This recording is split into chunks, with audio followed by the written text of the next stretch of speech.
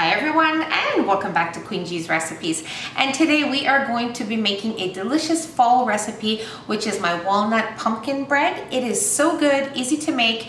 We will be making sort of like a streusel topping for the top of our loaf. It's going to be wonderful, but for now, let me show you the ingredients we will be needing for our pumpkin bread. So what I have here is some sugar, pumpkin puree. You want to make sure it's puree and not pumpkin pie filling. Here we have flour, salt, baking soda, baking powder. We also have some cinnamon and some pumpkin pie spice. I will leave the link of the pumpkin pie spice recipe that I have on my channel if you want to take a look at it. Maybe make some for yourself. It is definitely worth it and lasts a long time in your pantry. Here we have some milk, vanilla extract, some vegetable oil, eggs, and some chopped walnuts. Now I also have a loaf pan that has been greased and lined with some parchment paper. The size of my loaf pan is a 10.5 by 6 inch loaf pan. So you want something around that size, and that's about it. You will also need your oven preheated to 350 degrees Fahrenheit. And for now, let's move on to making our pumpkin bread. Okay, so into a bowl, we are going to be mixing our pumpkin puree, sugar, vanilla extract, our milk, eggs, and our vegetable oil, and we will give these a good whisk.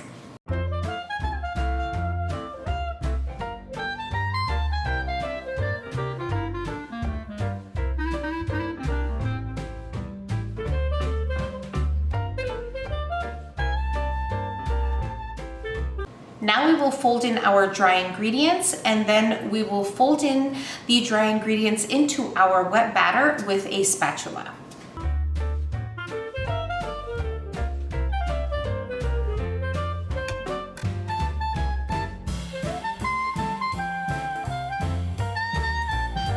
Okay, so if you notice that your batter still has a few clumps of dry ingredients or flour, just take your whisk and gently just whisk your batter until the lumps are gone. So you just want a nice smooth mixture.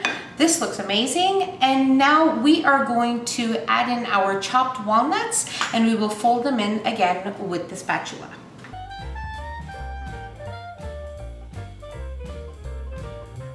Okay, so now we will set our batter aside here, and we will work on our streusel topping. So what I have here is some brown sugar, flour, some cinnamon, and some cold cubed butter. So I'm just going to mix this with my clean hands here, and then we will be prepared to place our batter into our loaf pan and top it with this mixture, and then we will bake our loaf at 350 degrees Fahrenheit, probably for around 50 to 60 minutes, or when a toothpick inserted into the center comes out clean.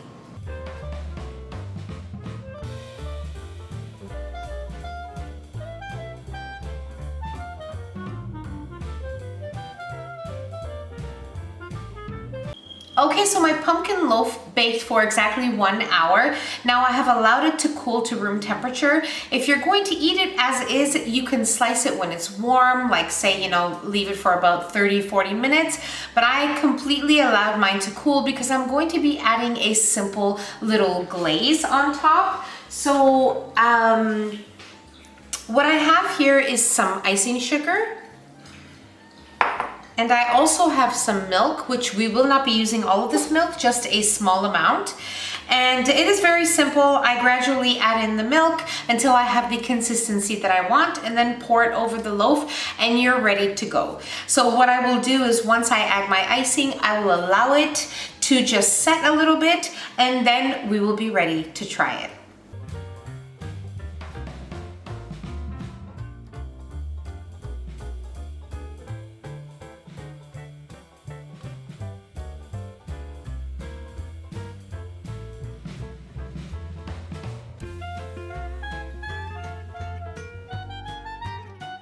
Everything about this loaf is amazing. It is soft. It has just amazing moisture on the inside.